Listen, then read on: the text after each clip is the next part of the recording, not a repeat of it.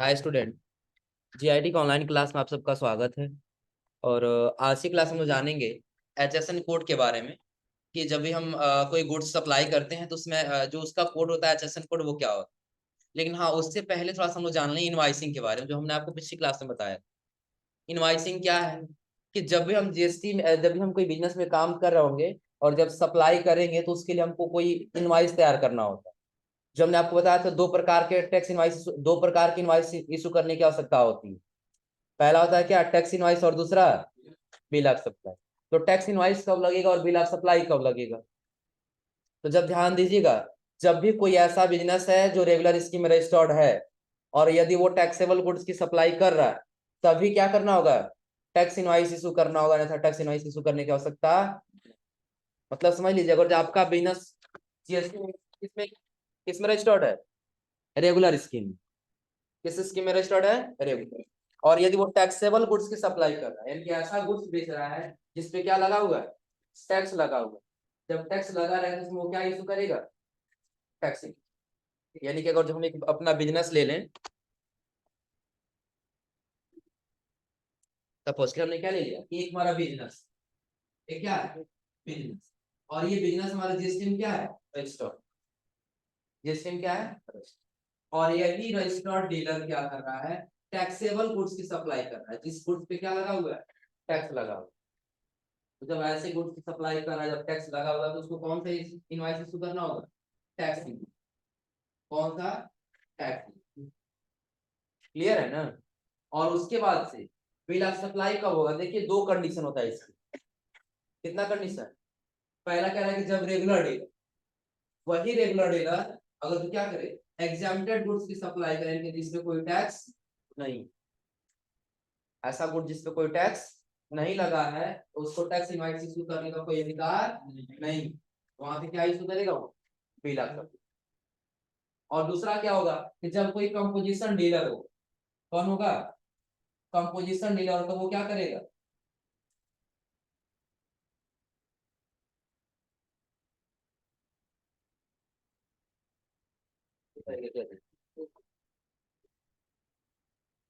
अब ध्यान दीजिए, जब क्या होगा, यही हम मान लें कि जो हमारा क्या है, रेगुलर डीलर है, और रेगुलर डीलर क्या कर रहा है, एग्जेम्प्टेड गुड्स की सप्लाई कर रहा है, तो वहां पे वो क्या देगा, टैक्स इनवॉइस की bill of supply, bill of supply. और इसी का दूसरा कंडीशन है कि यदि कंपोजिशन डीलर, कौन है, कंपोजिशन डीलर है, और वो यदि कोई भी गुड्स की सप्लाई कर रहा है, तो उसको कौन सा इशू करना होगा, bill of supply he issue करना होगा। इतना क्लियर है ना? जो हमने आपको पिछली क्लास में भी ये समझाया था कि जब कोई भी ऐसा रेगुलर डीलर है और जो टैक्सेबल गुड्स की सप्लाई कर रहा है, तो वो टैक्स इनवाइस ही इशू करेगा। आ रहा समझे ना? और वही रेगुलर डीलर यदि एग्जेम्प्टेड गुड्स की सप्लाई कर रहा है, वो क्या देगा, बिल ऑफ सप्लाई। इतना क्लियर है ना? और यहाँ पे ये भी हमने आपको बताया, जब कंपोजिशन डीलर गुड्स सप्लाई किया जाएगा तो वहां पे कौन सा इशू करेगा, बिल ऑफ सप्लाई। अब इसमें कोई कंफ्यूजन नहीं है ना? बस सिंपल है, एक जगह यहाँ नीचे फॉर्मेट दिया इसका, जो हमने ऑलरेडी बताया था। देखिए, जब कोई रेगुलर डीलर, कौन है, रेगुलर डीलर, और क्या कर रहा है, टैक्सेबल गुड्स की सप्लाई कर, किसका, टैक्सेबल गुड्स का, तो वहां पर उसको क्या करना होगा, टैक्स इनवाइस इशू करना होगा। वहां क्या इशू करना होगा, टैक्स। लेकिन वही रेगुलर डीलर है और क्या कर रहा है, एग्जेम्प्टेड गुड्स की सप्लाई कर रहा है, क्या वो टैक्सेबल टैक्स इनवाइस इशू कर रहा है, क्या इशू कर रहा है, बिल ऑफ। और अगर जो कंपोजिशन डीलर है, चाहे वो टैक्सेबल गुड्स की सप्लाई करे और वही कंपोजिशन डीलर चाहे एग्जेम्प्टेड गुड्स की सप्लाई करे, वो दोनों ही कंडीशन में क्या इशू करेगा, अब क्लियर है ना? और हम जहाँ काम कर रहे हैं वहां हमको पता है कि हमारा जो बिजनेस है वो रेगुलर रेगुलर में क्या है, रजिस्टर्ड। किस स्कीम में, रेगुलर। तो जब हम टैक्सेबल गुड्स की सप्लाई करेंगे तो वहां पे हमारा टैक्स इनवाइस ही इशू होगा। क्या इशू होगा, टैक्स। और वही अगर जो हम इसमें रेगुलर डीलर में है और वो डिस्काउंटेड गुड्स की सप्लाई कर रहा है, तो आप ये नहीं कहेंगे हम टैक्स इनवॉइस करके देते, ऐसा नहीं करना है। वहां पे क्या देना होगा, बिल ऑफ सप्लाई, उन पे कोई टैक्स। और यदि हम ऐसी जगह पे काम कर रहे हैं जहाँ पे बिजनेस किसमें रजिस्टर्ड है, कंपोजिशन में, इसमें है कंपोजिशन। जब कंपोजिशन डीलर में है तो चाहे टैक्सेबल गुड्स की सप्लाई करे, ऐसा गुड जिसपे क्या लगा हो, टैक्स लगा हो, या ऐसा गुड जिसपे कोई टैक्स न लगा हो, लेकिन दोनों कंडीशन इसको क्या इशू करना होगा, बिल। अब क्लियर है ना। और हाँ, इसके बाद से अगला जो हम लोग का आता है वो आता है HSN कोड। देखिए हमने बताया था दो होता है, कितना होता है, देखिए इसका फुल फॉर्म दिया है HSN कोड का यहाँ। हाँ एग्जांपल बताइए किसका, कंपोजिशन डीलर का। जैसे ये तो बताया है, देखो यही कंपोजिशन डीलर ना, कि अगर हमारा GST क्या है, जो हमारा बिजनेस है कंपोजिशन में, और कंपोजिशन में कब आएगा, जब हमारा टर्नओवर 10.5 करोड़ से कम रहेगा, तो किस स्कीम में रहना पड़ेगा, कंपोजिशन। और यदि कंपोजिशन में हम रजिस्टर्ड हैं, किसमें रजिस्टर्ड है, कंपोजिशन। और यदि हम ऐसे गुड्स की सप्लाई करें, सपोज करिए हम क्या ले लिए, कोई कंप्यूटर ले, उस कंप्यूटर को बेच रहे जिसके ऊपर कोई GST नहीं, तब GST नहीं है और कंपोजिशन में है, तो फिर उसके लिए क्या बनाना होगा, बिल। और भले ही हम क्या करें कंपोजिशन में, लेकिन टैक्सेबल गुड्स की सप्लाई करें, तो भी हमको क्या करना होगा, बिल। और वही अगर रेगुलर में है और उस कंप्यूटर पे टैक्स लगा है, तो हम टैक्स इनवॉइस इशू करेंगे, और ये टैक्स नहीं लगा तो हम क्या करेंगे, बिल। आ रहा समझे ना। अब देखिए यहाँ पे दिया है HSN कोड का फुल फॉर्म, दिख रहा है सबको ना, हार्मोनाइज सिस्टम ऑफ नॉमेनक्लेचर, ये किसका दिया है। और एक चीज और ध्यान दीजिएगा, ये हमने बताया था दो होता है, एक HSN कोड और दूसरा क्या होता है, सैक। जो दूसरा क्या होता है, SAC, दूसरा क्या होता है, सैक कोड। दोनों का मतलब समझिएगा, जो HSN कोड होता है वो किसके लिए यूज किया जाता है, गुड्स के लिए। भाई नोट कर लीजिएगा, HSN कोड किसके लिए, गुड्स के लिए। और जो हमारा क्या होता है, सैक कोड होता है, वो सर्विस के लिए होता है। किसके लिए होता है, सर्विस के लिए।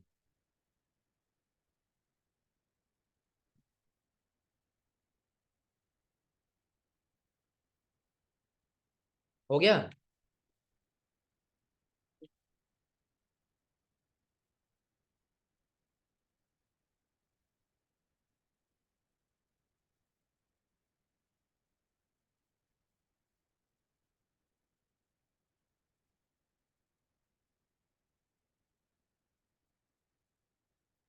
नोट कर लिए सभी लोग कि HSN कोड कब लगेगा, गुड्स के लिए। HSN कोड किसके लिए लगेगा, गुड्स के लिए। और सैक कोड सर्विस के लिए।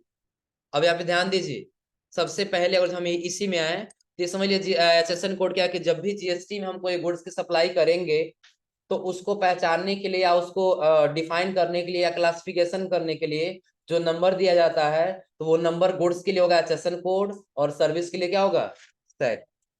अब इसका देखिए 2 डिजिट कब आएगा, तो बता रहा है कब, कि जिसका टर्नओवर क्या होगा, बिटवीन 1.5 करोड़ से लेकर के और कहां तक होगा, 1.5 करोड़ से लेकर के 5 करोड़, यानी कि 1.5 करोड़ से लेकर के कहां तक, 5 करोड़ के बीच में यदि रहेगा, तो वैसे सप्लायर को जो भी गुड्स मिलेगा उसका HSN कोड कितने अंक का रहेगा, 2 अंक का रहेगा। कितने अंक का रहेगा, 2 अंक का। और उसके आगे दिया 4 डिजिट, तो 4 डिजिट कब होगा, कि जब मोर देन कितना, 5 करोड़। जब 5 करोड़ से टर्नओवर इनका अधिक जाएगा, तो इनको कितने अंक का मिलेगा, 4 अंक। लेकिन ध्यान रखिएगा कि जो भी ये क्या होते हैं, जिनका टर्नओवर 1.5 करोड़ से लेकर के और 5 करोड़ के बीच में होगा, तो जब ये 2 ईयर तक, कितने ईयर तक, 2 ईयर तक जब ये क्या करेंगे, कोई भी गुड्स या सर्विस जब सप्लाई करते रहेंगे लगातार, तब जाके इनको ये कोड मिलता है। आ रहा समझ में ना। और वही जो 4 डिजिट का होता है, ये किसको मिलता है, जिनका टर्नओवर 5 करोड़ से क्या होगा, अधिक हो। और यही 5 करोड़ से अधिक कब, कि जब आप 1 साल तक क्या करेंगे, पहले साल तक जब आप पूरा क्लिक अपना टर्नओवर करते रहेंगे 10.5 करोड़ का, तब आपको कितने अंक का मिलेगा, 4 अंक। और 8 अंक का कब मिलेगा, कि जब आप क्या करेंगे, इंपोर्ट या एक्सपोर्ट करेंगे एक कंट्री से दूसरे कंट्री में, या एक स्टेट से दूसरे स्टेट, तब आपको वहां पे कितने अंक का मिलेगा, 8 अंक। जैसे भी आप थोड़ा सा प्रैक्टिकल में जब आगे बढ़ेंगे ना, तो जितने भी आपको गुड्स मिलेंगे ना, उन सबका HSN कोड मिलेगा। सबका क्या मिलेगा, HSN कोड। जैसे थोड़ा सा नीचे आते हैं,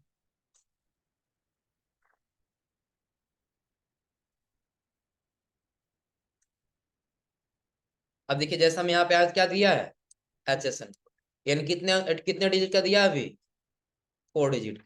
तो जो 4 डिजिट का दिया है, इनका टर्नओवर कितना होगा, 5 करोड़ से क्या होगा, अधिक होगा। और यही अगर जो 2 अंक का दिया होता तो 1.5 करोड़ से लेकर के और 5 करोड़ का क्या रहेगा, बीच में। और अगर यही 6 अंक का दे दिया तब क्या होगा, तो इम्पोर्ट या एक्सपोर्ट यानी कि आयात या निर्यात हो रहा होगा। हाँ 8 अंक की बात बता रहे हैं। 8 अंक का कब होगा, कि जब आयात या निर्यात होगा तब। आयात या निर्यात का मतलब क्या होगा, जब गुड्स की क्या करते हैं, बाहर से या तो हम मंगाए या फिर बाहर में क्या करें, सप्लाई। तो वहां पे क्या होगा, इम्पोर्ट और एक्सपोर्ट होगा। और जब ऐसा बिजनेस है जो इम्पोर्ट और एक्सपोर्ट कर रहा है, उसको कितने अंक का मिलेगा, 8 अंक। और उसके आगे जब जाएंगे ना, तो अगला आपको सबसे मेन पॉइंट इसमें देता है क्या, ये इनपुट क्रेडिट मैकेनिज्म। अब ध्यान दीजिए, इसके पहले आप लोग आईटीसी पढ़े थे। क्या पढ़े थे, आईटीसी। तो आईटीसी क्या होता है, क्या होता है, परचेज करते समय जो टैक्स देते हैं वही हमारा क्या होता है, आईटीसी। और जीएसटी पेबल कब होता है, जीएसटी पेबल कब होगा, जब हम टैक्स लायबिलिटीज यानी कि जो गुड्स सेल करेंगे और उससे जो टैक्स लेंगे वो हमारा टैक्स लायबिलिटीज होगा। और उस टैक्स लायबिलिटीज में से जब आईटीसी को माइनस करेंगे और जो अमाउंट बचेगा वही हमारा क्या होगा, जीएसटी पेबल हो। तो यहाँ पे एक चीज समझ लीजिए, इनपुट क्रेडिट मैकेनिज्म क्या है। कभी ऐसा हुआ कि हम एक मंथ ले लेते, सपोज हम जनवरी मंथ ले लेते। कौन सा ले लिए, जनवरी मंथ हमने क्या किया, 10,000 का क्या किया परचेज, कितने का, 10,000। प्लस इसमें हमने टैक्स दे दिया कितना, 1,000, कितना, 1। तो ये हमारा क्या है, आईटीसी। ये हमारा क्या है, आईटीसी। और जनवरी मंथ में इस गुड्स को हम ज्यादा सेल नहीं कर पाए, बस 5,000 का सेल कर, कितने का, 5। प्लस जब हम 5,000 का सेल किए, जीएसटी हमने कितना लिया, करेक्ट कितना कर पाए, 5। हम यही करेंगे ना, कि हमारा टैक्स लायबिलिटी हो जाएगा। ये क्या हो गया, टैक्स लायबिलिटी। और ये क्या है, आईटी। तो टैक्स लायबिलिटीज में से माइनस कर दें किसको, आईटीसी। तो यहाँ पे क्या होगा, 500 माइनस करें कितना, ठीक, यही होगा ना, एक टैक्स लायबिलिटीज माइनस आईटी बराबर हमारा क्या आएगा, जीएसटी पेबल आएगा ना। जीएसटी कौन सा होगा, पेबल अमाउंट। आया समझे ना। तो ये इनपुट क्रेडिट मैकेनिज्म का मतलब क्या है, कि जब आप ऐसे मंथ में हैं कि जिस मंथ में आपने परचेज ज्यादा किया और सेल कम किए, तो आपको उस मंथ में जीएसटी पे करने की कोई आवश्यकता नहीं। तो समझिए यहाँ पे कह रहा है, आईटीसी का सीमलेस फ्लो जीएसटी का बेसिक फीचर है, जिसके अंदर आईटीसी का फ्लो मैन्युफैक्चरर से कस्टमर की ओर होता है। जो हमने आपको बताया था कि मैन्युफैक्चरर से किसकी तरफ जाता है, कस्टमर। आईटीसी जो होता है मैन्युफैक्चरर के पास जाएगा, मैन्युफैक्चरर जब कलेक्ट कर लेगा किससे, होलसेलर से, होलसेलर कलेक्ट करेगा किससे, रिटेलर से, और रिटेलर कलेक्ट करेगा किससे, कस्टमर। तो वही बता रहा है कि किसकी तरफ जाता है, मैन्युफैक्चरर से कस्टमर। और आगे कह रहा क्या, क्योंकि लास्ट मंथ की रिटर्न भरने के बाद शेष बचे हुए आईटीसी और करंट मंथ आईटीसी को पहले ऐड किया जाता है। सपोज करिए हम ये मान लेते हैं,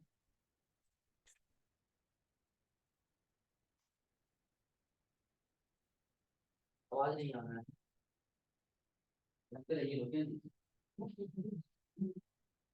चलिए ध्यान दें। अब सबसे पहले हम ये मान लिए कि जब हम क्या किए, जनवरी मंथ लिए थे हम ना, कौन सा मंथ ले लिए थे, और जनवरी के बाद से हम क्या किए, इसके पहले दिसंबर में, कब, दिसंबर में हम टोटल अपना आईटीसी पे किए, यानी कि आईटीसी में से टैक्स लायबिलिटीज में से माइनस कर दे किसको, आईटीसी। तो हमारा बचा कितना, एक उदाहरण ले लेते हैं, 100। कितना बचा, 100। आया समझे ना। अब ये 100 रुपया क्या होगा, कि हम क्या किए थे, टोटल आईटीसी हमारा प्राप्त हुआ है, और इस 100 रुपए की वजह हमारा टैक्स लायबिलिटी मिला कितना, 50। कितना मिल गया, 50। अब आप बताइए माइनस में ही जाएगा ना, तो माइनस में आया तभी हमको पेमेंट करने की आवश्यकता नहीं। अब यही हम क्या करेंगे, हम यही दिसंबर का ले लिया, जब जनवरी में जाएंगे ना, ऐसा नहीं फिर जनवरी में भी हम परचेज करेंगे, फिर जनवरी में परचेज करने करें तो कम ही कर सकते हैं ना। लेकिन ये इस मंथ में क्या हुआ, जनवरी में आपका जो टैक्स लायबिलिटीज है वो ज्यादा हुआ और आईटीसी क्या होगा, कम।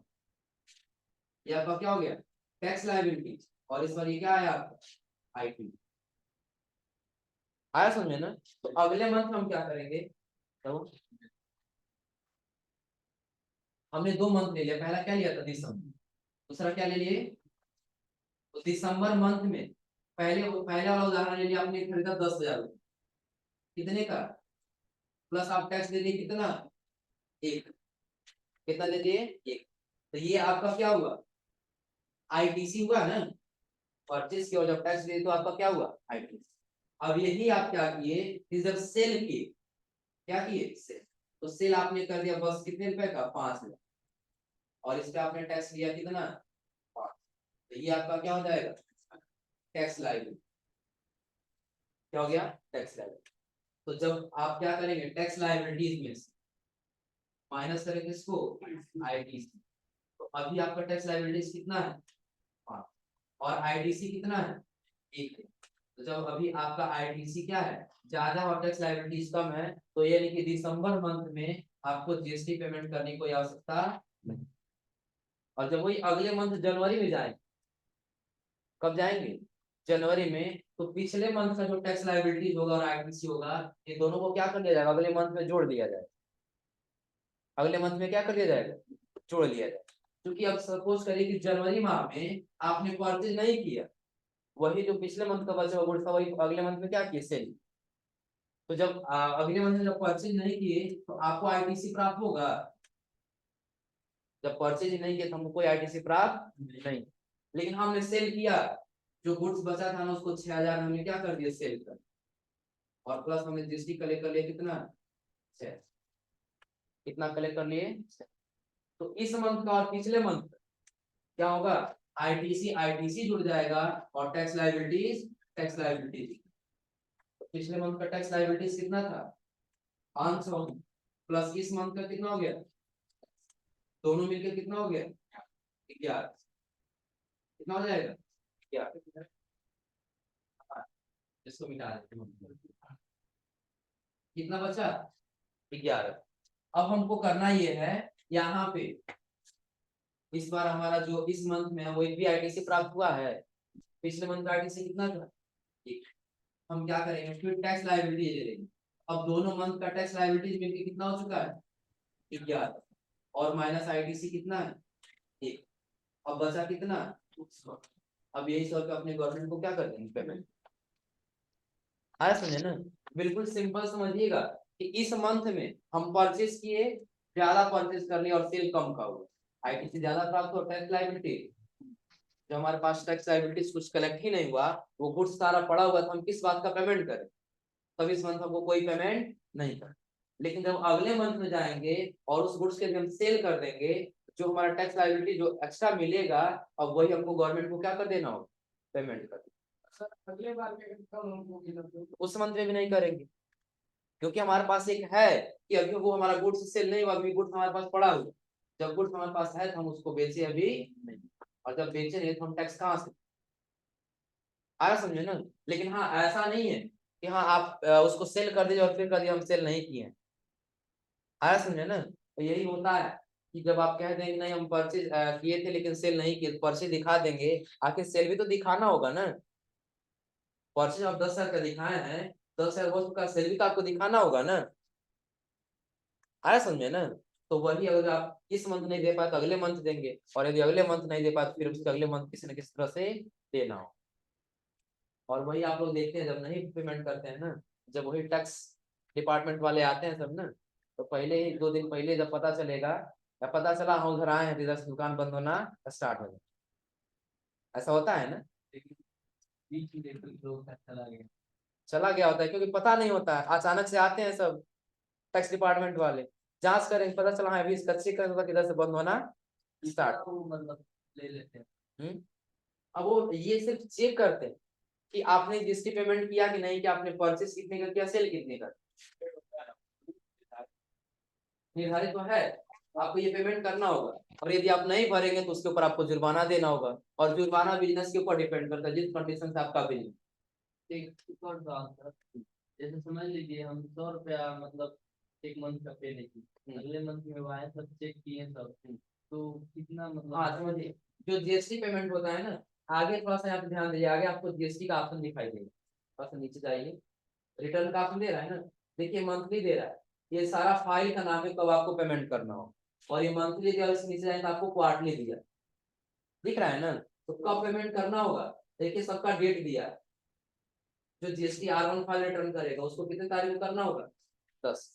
यदि वो मंथली जमा करेगा और पर मंथ यदि 10 को जमा कर देता है तो उसके ऊपर कोई टैक्स लायबिलिटी नहीं बढ़ेगा, 1 रुपया नहीं बढ़ेगा, और जितना ये लेट करेगा, 10 को नहीं जमा किया, 11 को आ जाएगा, 50 रुपया चार्ज बढ़ जाएगा, एक दिन का 50, अगले दिन जाएगा फिर 50 रुपया बढ़ जाएगा, अगले दिन जाएगा फिर 50 रुपया बढ़ जाएगा, एक दिन का 50 वो क्या करता जाएगा, अपने आप बढ़ता जाएगा, इनको आपको जोड़ना भी नहीं है, जब दोबारा पेमेंट करने जाएंगे ना वो डेट अपने आप कैलकुलेट कर लेगा, और प्लस लेट फी करके जुड़ जाएगा अपने आप कि आपने इतना दिन लेट किया जिसका फी इतना हो। हाँ पहले जैसे पर डे 50 रुपए। पर डे 50 रुपये आया समझे ना, नहीं तो ब्राउजर पे सर्च कर लिए जीएसटी लेट फी, यहाँ सर्च कर लिए जीएसटी लेट फी,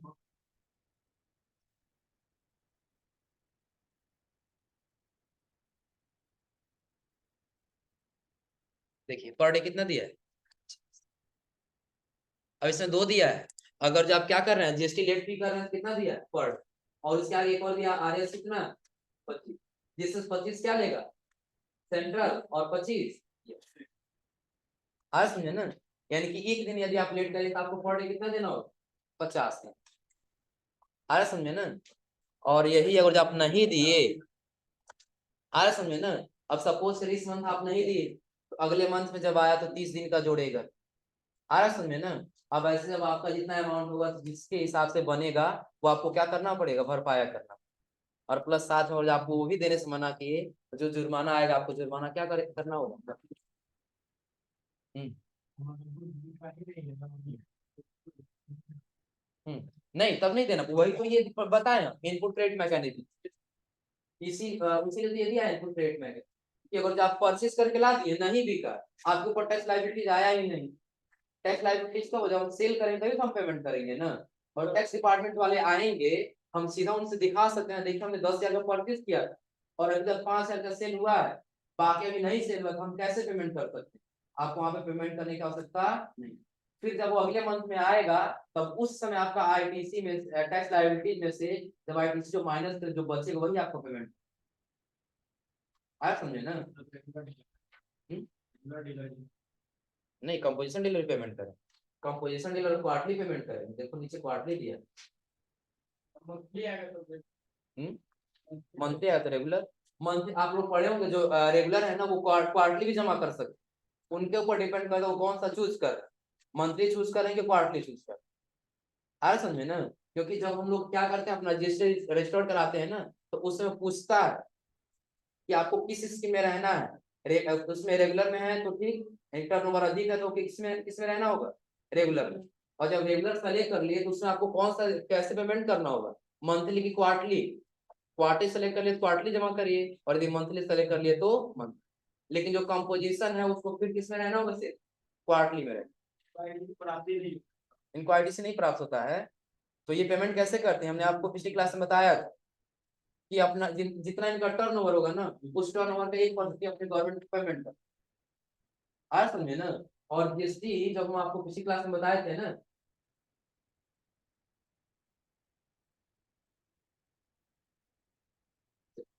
आज ये थोड़ा सा ऊपर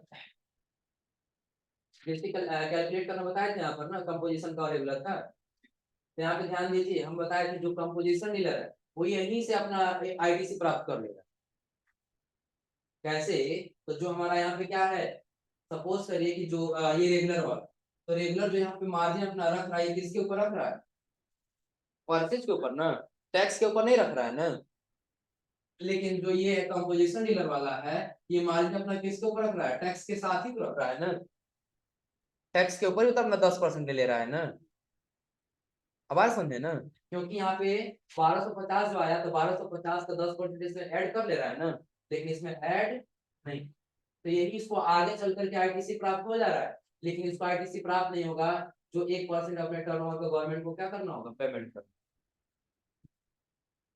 समझे, अब इसमें कोई ऐसा हो जो समझ में नहीं आया फिर पूछ लीजिए। once more sir. हो जाएगा ना। इस सबसे पहले एक बार और देखिए, हम रिपीट कर दे रहे हैं शुरू से यहीं से। यानी कि डीलर कितने प्रकार को गए, कौन कौन सा, रेगुलर और कंपोजिट। रेगुलर क्या है, जिनका टर्नओवर 1.5% क्या होगा अधिक, वो क्या होंगे, रेगुलर। और इनका जीएसटी पेमेंट करने का रूल क्या है कि जो आईटीसी यानी कि जब परचेस करें तो जो टैक्स देंगे वो क्या होगा, आईटीसी, और आईटीसी प्राप्त होगा इनको। और जब सेल करें जो टैक्स लायबिलिटीज मिलेगा, तो टैक्स लायबिलिटीज में से आईटीसी को क्या करेंगे, माइनस करें, और जो अमाउंट बचे वही जीएसटी के रूप में क्या करना होगा, पेमेंट करना। उसका समझ आपको बताया था कंपोजिशन डीलर। कंपोजिशन डीलर क्या है, जिनका टर्नओवर क्या होगा, कम। इनको लेकिन क्या करना होगा, अपने टर्नओवर का टोटली 1% अपने गवर्नमेंट को क्या करना होगा, पेमेंट करना। जितना टर्नओवर कर लेंगे उस टर्नओवर का 1% क्या करना होगा, पेमेंट करना। क्लियर है ना। और फिर इसके आगे हमने आपको बताया था इनवॉइसिंग। जो इनवॉइसिंग में बताया था दो होता है, टैक्स इनवॉइस और दूसरा bill of sale. Tax invoice कौन इशू करता है, रेगुलर डीलर। कौन करेगा, रेगुलर डीलर। और रेगुलर डीलर भी कब करेगा, कि जब वो टैक्सेबल गुड्स की सप्लाई करेगा तभी करेगा। अन्यथा अगर जो एग्जेम्प्टेड गुड्स की सप्लाई कर रहा है उसको क्या करना होगा, बिल ऑफ। तो फिर उसको बिल ऑफ सप्लाई ही देना हो। क्योंकि आप लोग पढ़े कंपोजिशन में कि कंपोजिशन डीलर को टैक्स इनवॉइस इशू करने का कोई अधिकार नहीं है, और इसको फाइल मेंटेन करके रखने की भी कोई आवश्यकता नहीं, आप लोग पढ़े होंगे। आया समझे ना। और इसका उसने आपको एसेसन कोड बताया, और उसके नीचे सबसे इम्पोर्टेंट क्या है, इनपुट क्रेडिट। और हाँ नीचे देखिए एक और दिया, इनपुट टैक्स क्रेडिट सेटअप। तेरा सभी लोकल यानी कि इंटरस्टेट ट्रांजैक्शन का प्रभाव इस पे दिखाई देगा आपको, सीजीएसटी और एसजीएसटी पर भी। और अगर और सभी इंटरस्टेट ट्रांजैक्शन का प्रभाव आईजीएसटी पर पड़ता है। और अगर एक रजिस्टर्ड डीलर की टैक्स लायबिलिटीज को निम्नलिखित क्रम में सेटअप किया जाए, कि जो भी रजिस्टर्ड डीलर होगा उसकी जो टैक्स लायबिलिटीज होगी निम्नलिखित क्रम में सेटअप किया गया है। क्या, सेंट्रल टैक्स, फिर क्या होगा, सेंट्रल टैक्स एंड आईजीएसटी। कब, इन अदर देन ऑर्डर। कि जब हम क्या करेंगे, सपोज करिए कि हमारा जो स्टेट है उत्तर प्रदेश में, और अब हम वही चले गए कहाँ खरीदने के लिए, किसी अन्य स्टेट, वहां पे कौन सा जीएसटी लगेगा, आज जो टोटली पेमेंट कौन लेगा, सेंट्रल। और आगे दिया फिर क्या, स्टेट एंड आईजीएसटी। अगर हम अपने स्टेट से दूसरे स्टेट में जा रहे हैं तो हम अपने स्टेट से बाहर जब जाएंगे किसको देंगे, आईजीएसटी देंगे। और आईजीएसटी को सारा कौन लेगा, सेंट्रल गवर्नमेंट। लेकिन अगर उस स्टेट के माध्यम देखा है कौन लेगा, स्टेट गवर्नमेंट ही लेगा उसका ना। और नीचे फिर दिया क्या, इंटीग्रेटेड जो आईजीएसटी सीजीएसटी और जीएसटी। और उसके नीचे दिया है क्या, तो यूनियन टेरिटरी टैक्स आप लोग पढ़े हैं, कब होगा, जब केंद्र शासित प्रदेश से सेल या परचेस करेगा। क्लियर है। जैसे इसमें दिल्ली हुआ है, बहुत सारे ऐसे हो जाएगा ना। हाँ अगली क्लास में हम लोग पढ़ना है कौन सा लेसन, चौथा। अब यहाँ से हम लोग का स्टार्ट होता है क्या, प्रैक्टिकल। अब यहाँ से हम लोग क्या करेंगे, अपना एक टैली डाउनलोड करेंगे एप्लीकेशन, और डाउनलोड करने से हम क्या करेंगे, कंपनी बनाए। क्लियर है ना। इसके पहले आप लोग पढ़ के आइएगा, और अगली क्लास में आपको बताएंगे यहाँ से कंपनी क्रिएट कर। क्लियर सबको ना। तो आज आप लोग इतना पढ़ के आइए लोग।